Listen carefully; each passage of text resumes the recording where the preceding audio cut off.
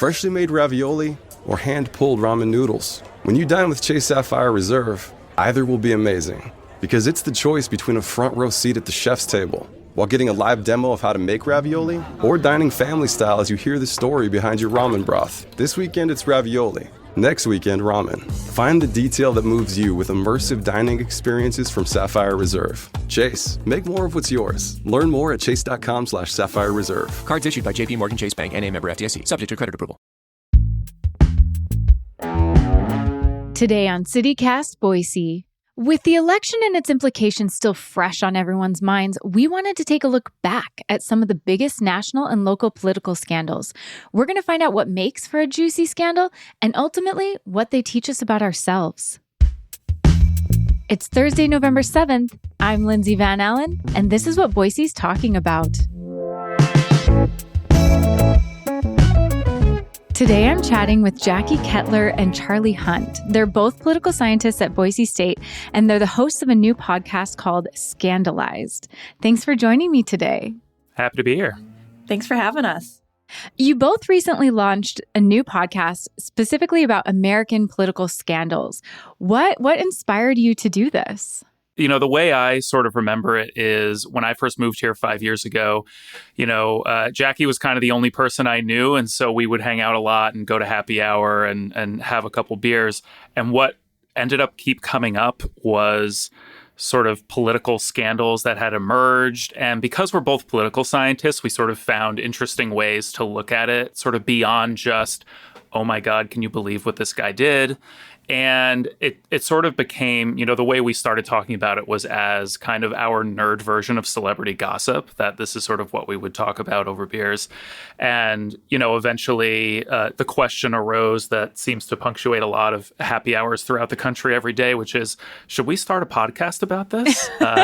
And so we decided, but the difference with us is we actually did it. And, we decided that we actually think we have something to offer here in terms of our expertise about politics and political science, because I think a lot of that can really explain some of what we do and sometimes don't see with these political scandals. We thought we could also help dive into and better understand what's happening in today's politics through revisiting some of these previous scandals. And we were lucky to have a lot of support for this endeavor, which has made a really fun project to undertake and to try to really process and understand what's happening in American politics today. Okay, I am so excited to dive into this. This is one of my favorite topics. The first time I went to college, I studied political science, and I love to geek out on political scandals. So I'm really curious, as political scientists, what are your favorite political scandals? Or maybe what was the political scandal that first caught your eye and got you interested in the topic? Well, I remember vividly listening to all about the Clinton-Monica Lewinsky scandal growing up.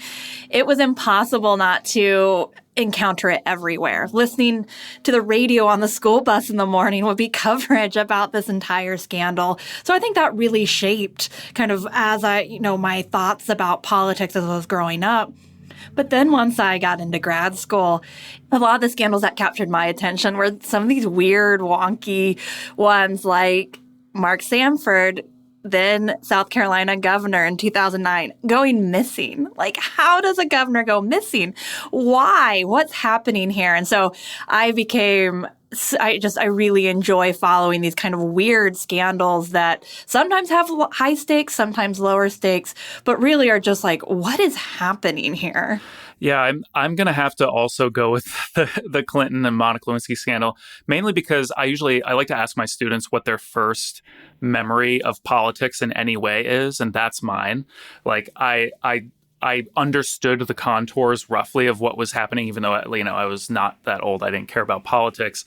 But then you sort of start to see some of the interesting nuances. You come to find that there are plenty of different politicians who get involved, for example, in sex scandals, but there are subtle differences between them and how they responded to them afterwards that I do think tell us something about politics. And those are the kinds of things that I enjoyed really diving into as I got older, as I became a poli-sci major, as I went into my line of work, that I think really drove that interest. Why do you think that political scandals so thoroughly capture the public's attention? I think there's always the salacious element, or often a salacious element, right? And so I think it's attention grabbing, and it drives a lot of media attention, right? Like the media spends a lot of time focused on this because they know that it gains readers, it gains viewers, right? Like because we're interested in it. Charlie mentioned earlier, we thought about some of these scandals as our version of nerdy kind of celebrity gossip. But the difference is that they have major impacts for how our government works, right? Like these are public figures, often in public positions. So there's that element. So there's really important for how our government works, but also for how people view government and trust. And we know that trust has been declining in our political institutions across time. And so I think part of our interests in doing this podcast was, what role do scandals play in this trust? And where can we see the institutions actually working as they should? And where should we have a great deal of concern? Yeah, and I think, building off of what Jackie said, I think, I talk to my students a lot about this stuff, and, we're recording the day before Election Day 2024, and a lot of the discussion has been around sort of disenchantment with politics, just thinking everybody's corrupt, really sort of negative views about politics and how it works. And, part of what we see our role here is with this podcast is sort of sorting through what's a big deal and what's not, what's really scandalous versus what's kind of par for the course, so that people don't always come away with this idea that, oh, they're all corrupt, they're all the same, they all commit the same sins, they're all cheaters. So I'm really curious, in your opinions, what makes for a good political scandal? I think one thing is mystery. I think, well, if your question is what makes for a juicy political scandal, then... Yeah, maybe that's a better word. Good can mean lots of things. Yeah. Jackie mentioned the Mark Sanford episode, and I think there's this week-long period of time where there was just this growing mystery, to be told one piece of information that didn't turn out to be true, and then another that he's, hiking the Appalachian Trail. And then what the truth ends up being is sort of way crazier than we even imagined. And so I think sort of the building drama can be part of it. I realized I just talked about how important it was that we not view scandals in this salacious way, but that's what makes it really interesting and to follow. I'll add on that the personalities of the actors involved sometimes really make scandals really juicy or interesting. Our first episode focuses on Rod Blagojevich, which has an outsized personality. And so I think it can be fun to dig into who are these people and kind of the decisions that they're making and their behavior. How do you decide what scandals to cover on your podcast? Because, if you were to Google political scandals in the last 50 years, there's hundreds of them. So how do you narrow it down, or what criteria do you look at when picking what episode you're going to do? Oh my gosh, Lindsay, this was one of the most challenging parts for us in making this podcast, was trying to decide which scandals to focus on for this first season. I think a few things went into our decisions for these first 8 episodes, one of which was kind of personal interest, right? Each of us had a few scandals that we were just really interested in diving into. So we tried to focus on different types of scandals to do something that you mentioned earlier, look at different parts of our government and how it works and the different institutions that are in place for kind of navigating these scandals.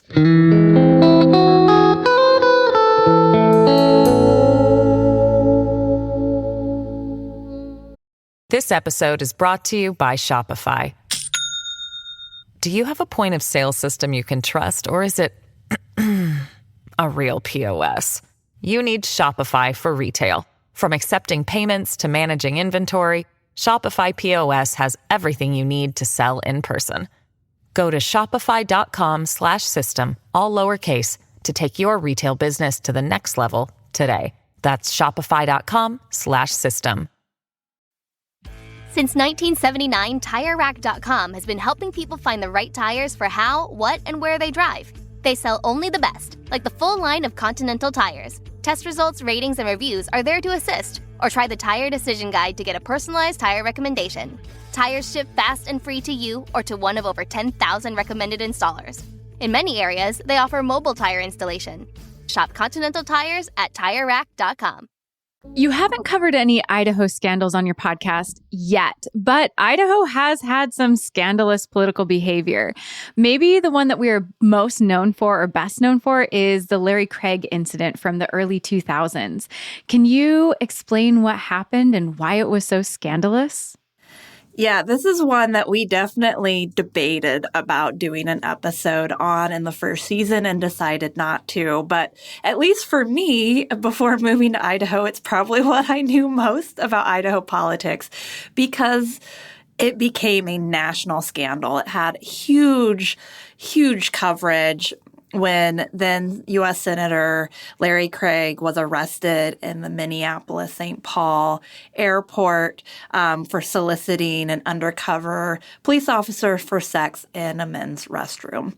Now, of course, it wasn't immediately made public, but over time, elements became public. And he eventually pleaded guilty to a misdemeanor charge of disorderly conduct, paid a fine, but then said he regretted the guilty verdict or guilty plea and was just trying to clear it up quickly. But it created this whole kind of mess. And so, again, this is one of those very salacious scandals, right? And as I was mentioning, just a huge amount of attention in a time period where there were a bunch of congressional scandals, which I think Charlie can probably speak to a little. Yeah, well, and this, sex scandals, like you mentioned, aren't new. They for politicians, that's not unusual. So why did this one capture the national attention so much? Why is it so well known?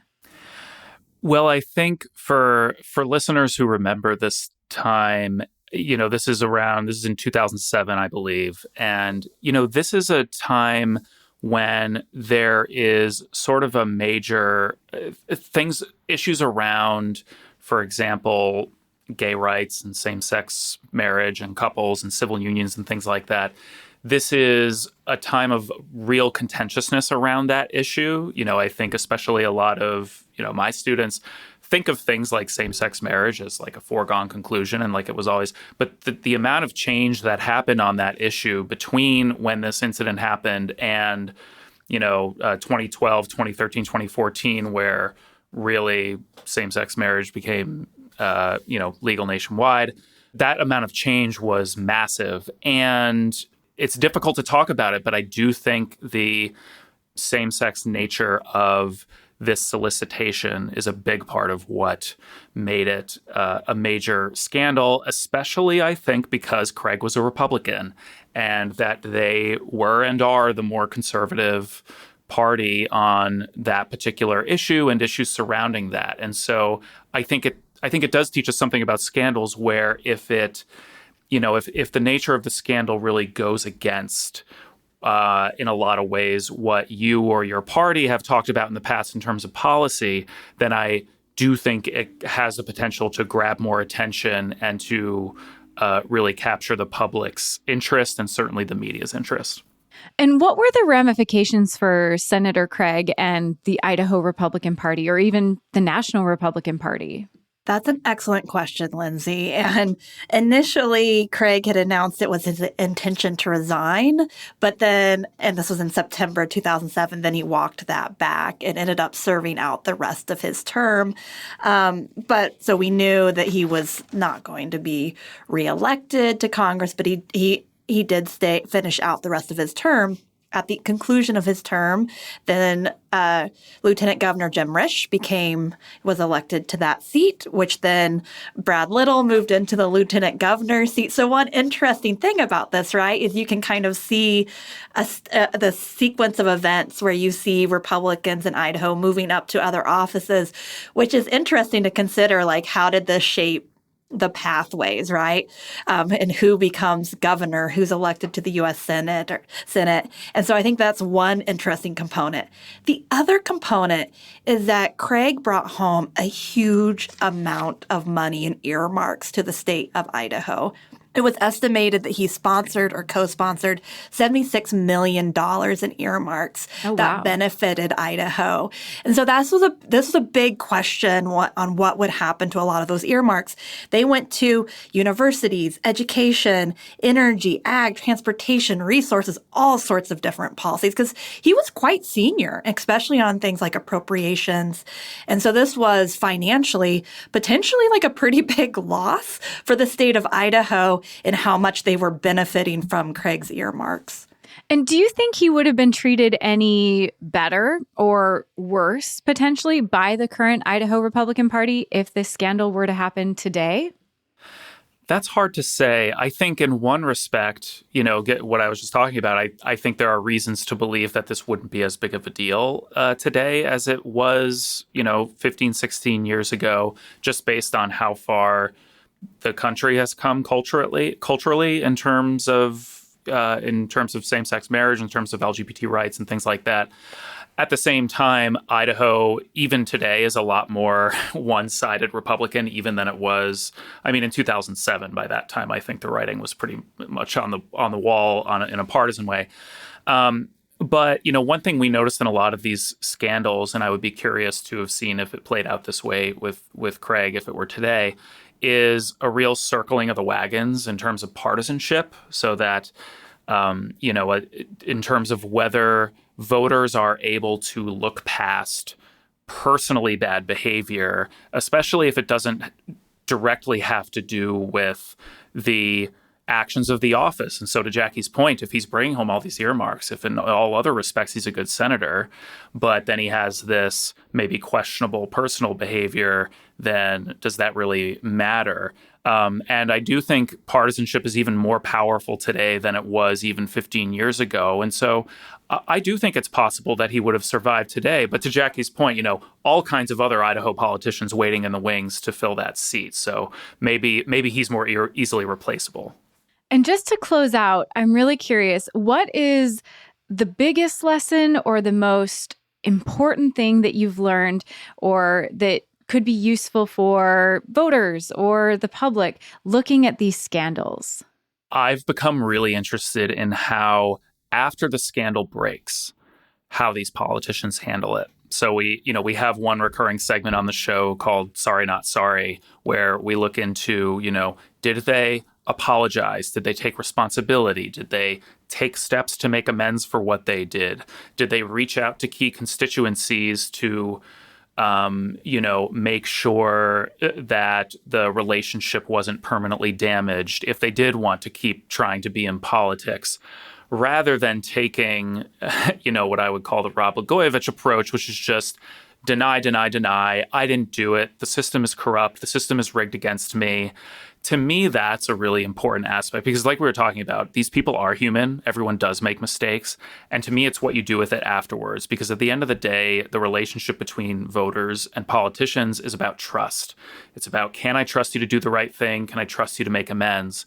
And if there's a politician just out there denying and complaining all the time that the system is sort of rigged against them when they've clearly done something wrong, that to me is more indicative of the kind of person they are rather than even the inciting incident of the scandal itself. I think those are some really important points, and one of which we do see some politicians ask for forgiveness or say, yeah, I did something wrong, and be able to recover from that, where it's some of the cases where they really fight it, deny it, where they sometimes end up in even more legal problems one way or another. And so I think we can also see that, the outcomes can vary depending on what sort of approach you take.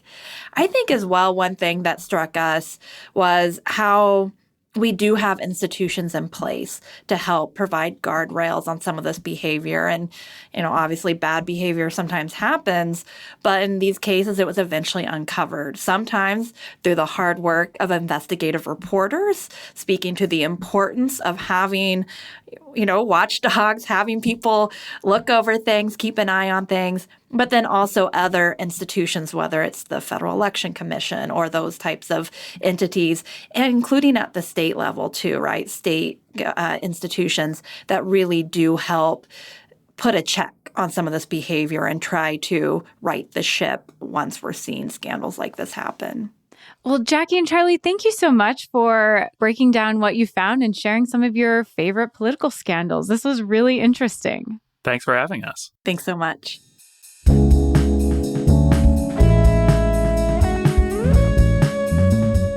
That's all for today here on CityCast Boise.